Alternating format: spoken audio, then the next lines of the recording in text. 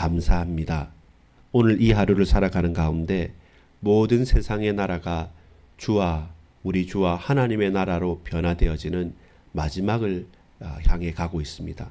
오늘이 바로 그날이고 우리의 현장이 그런 현장이오니 주여 끝까지 우리를 붙드시는 주님의 반석 위에 반석의 틈에 우리를 안위하시고 보호하시고 붙들어 주옵소서. 주님을 바랍니다. 주님만을 소망하며 나아가오니 우리 주님 영광받아 주옵소서. 구주 예수 그리스도의 이름으로 간절히 기도합니다. 아멘. 여러분 반갑습니다. 오늘은 2025년 7월 17일 목요일입니다. 요한계시록 11장 14절로 19절까지의 말씀을 중심으로 하나님 말씀을 상고해 보도록 하겠습니다. 제목은 하나님의 나라, 하나님의 나라는 승리합니까? 과연 하나님의 나라가 승리합니까? 라는 겁니다.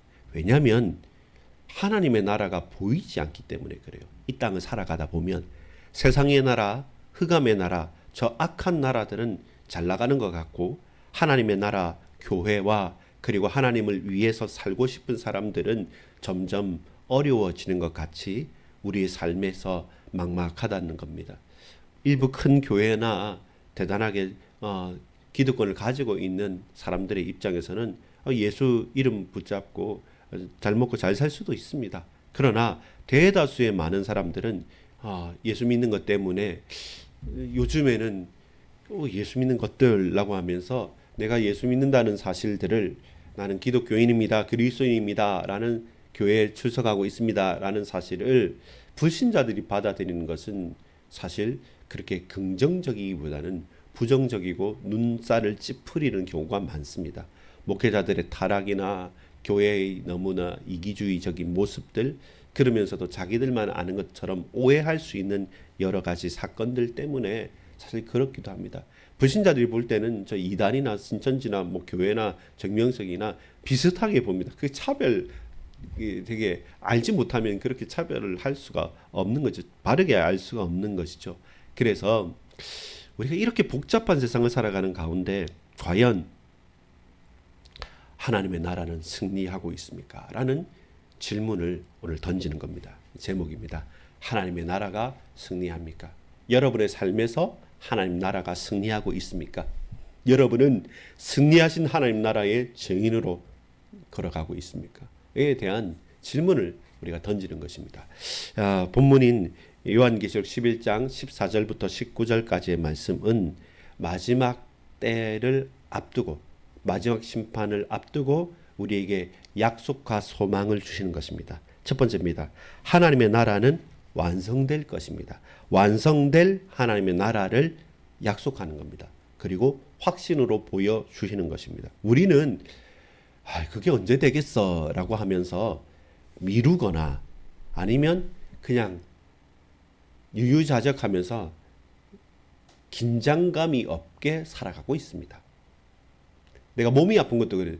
설마 내가 암이 걸리겠어.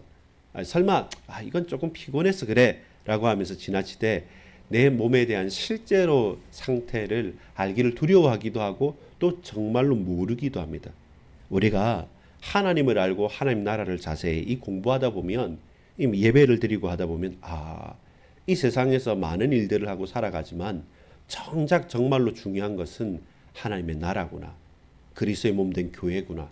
예수 그리스도를 아는 지식이 가장 고상한 것이구나 라고 저와 여러분의 환난과 문제와 사건들 모든 것을 다 두루루루 살펴보면 볼수록 이것은 잠시 있다가 사라지는 것이고 정말로 영원히 남는 것은 하나님의 나라라는 것을 고백할 수밖에 없습니다. 그래서 우리는 알아야 됩니다. 깨달아야 됩니다. 하나님의 나라는 완성될 것입니다. 또한 하나님의 나라에 속한 저와 여러분도 어떻게 되겠습니까? 완성될 것입니다. 그래서 여러분 한번 생각을 해보십시오. 잘 일도 풀리지도 않고 내가 사는 것도 참 이렇게 쉽지가 않고 몰라 라고 하면서 그냥 삶을 놓아버리거나 불평과 불만을 가지면서 이거 힘든데 하면서 살아간들 그 힘든 것이 풀립니까? 안 풀리잖아요. 그래서 우리가 정말로 딱 영적으로 깨어있다는 말이 뭐냐면 본질을 본다는 겁니다. 진짜 참된 것을 본다는 겁니다. 세상에 많은 왔다 갔다 하는 거에 마음을 두지 않고 진짜 본질적인 것을 보는 거죠. 그래서 뭡니까? 하나님의 나라의 완성을 봐야 됩니다. 그냥 지금 왔다 갔다 한다, 아이가 안 된다, 어렵다, 성벽이 무너졌다, 저기 힘들다, 이런 거에 휘둘리지 말고 정말로 영적으로 깨어서 제대로 딱 보면, 아, 우리 가정에 내 인생 모든 것을 놓고 하나님 나와 동행하시는구나. 아니, 내가 하나님과 동행하고 있는데 내가 하나님을 보지 못하고 눈을 감고 있구나. 눈을 뜨고 나와 함께 계시는 임마누엘 하시는 하나님을 볼 때 우리 가정의 하나님의 나라가, 우리 직장의 하나님의 나라가, 내 인생의 하나님 나라 뭡니까? 하나님이 주인 되셔서 저와 여러분을 손을 붙잡고 어떨 때는 내 멱살을 잡고서라도 우리를 끌고 간다는 겁니다. 나는 내가 그냥 살아가고 내가 열심히 하고 내가 최선을 다하면 잘 될 것처럼 착각하고 오해하면 살아가는데 노, 절대로 아닙니다. 우리가 작은 직장을 하고 하나의 판단을 할 때도 오늘 무슨 옷을 입고 무슨 밥을 먹을 거냐 하는 것 가운데서도 하나님께서 세밀하게 지키시지 않으시면 나는 이 음식을 먹고 맛있게 갔는데 옆에 있는 사람은 다른 메뉴 시켰는데 거기 식중독 걸릴 수도 있는 겁니다. 그것도 하나님 손에 있는 것입니다. 그래서 크고 작은 모든 일에 하나님이 완성하실 거야. 하나님 나라가 완성됩니다. 라는 고백을 하는 것이 첫 번째 중요합니다. 그래서 오늘 말하죠.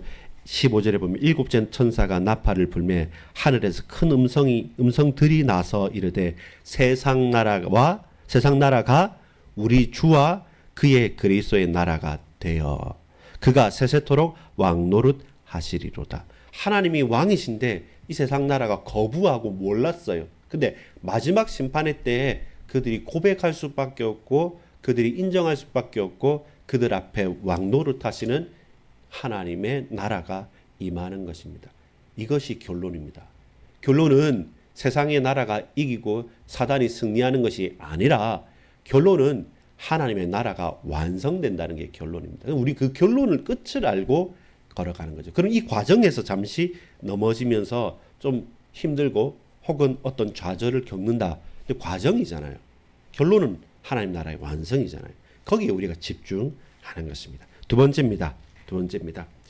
하나님 나라의 주권을 고백합니다. 이 말은 뭡니까? 하나님의 선언될 주권이 있다는 겁니다. 쉽게 말해서 무슨 말이냐면 이 오늘 본문에 보면 24장로들이 하나님의 음성이 큰 음성들이 발할 때 그 보좌의 그 자리에서 앞에서 엎드려서 경배합니다. 경배 받으실 분은 하나님밖에 없다는 겁니다. 이것을 사단은 제일 우리를 흔드는 게 바로 이 장면입니다. 이 말은 뭐냐면 내가 하나님이라는 겁니다. 돈이 하나님이라는 겁니다. 건강이 최고라는 겁니다. 이게 제일 중요하니까 이거 줄게. 근데 신앙생활 하지 말라는 겁니다. 아니 신앙생활 하지 말라는 게 신앙생활 하되 대충 하면서 돈을 섬기라. 건강을 섬기라. 성공을 섬기라. 명예를 섬기라 라고 말합니다. 그래도 돈이 있어야지. 그래도 명예가 있어야지. 그래도 힘이 있어야지 나중에 한마디 해 라고 하면서 예수 믿지 말라는 말이 아니라 믿으라 라고 하는데 제대로 정확하게 올바르게는 믿지 않도록 그러면서 점점 하나님 앞에 무릎 꿇지 않도록 그 경배의 대상을 누구에게? 사단에게, 사람에게, 귀신에게 옮겨가는 것. 그래서 24장로가 어떤 일이 있어도 경배하지 않고 엎드리지 않았는데 누구에게? 이 하나님의 음성이 들리고 주의 나라로 왕노를 하실 때 그 24장로가 일어서서 엎드려 16절에 보면 하나님 앞에서 자기 보좌에 앉아 있던 24장로가 엎드려 얼굴을 땅에 대고 하나님께 경배하여 이르되 감사하옵나니 옛적에도 계셨고 지금도 계신 주 하나님 곧 전능하신 이여 친히 큰 권능을 잡으시고 왕노릇 하시도다.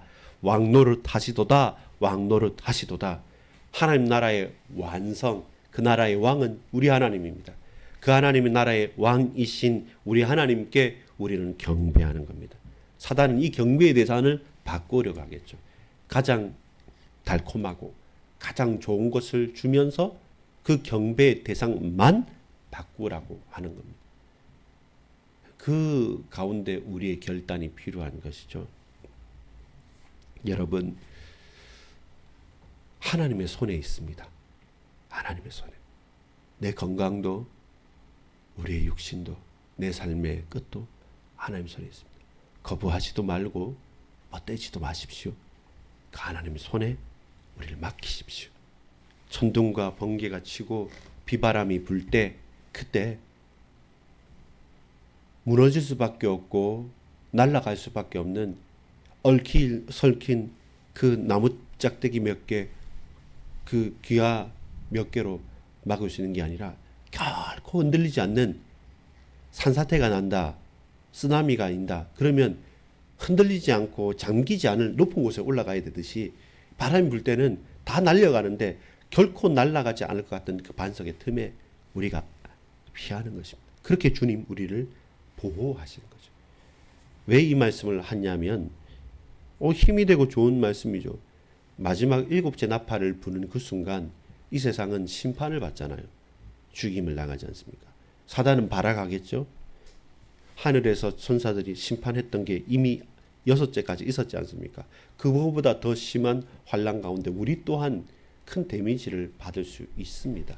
여러분 착각하는 게 바로 이런 거예요.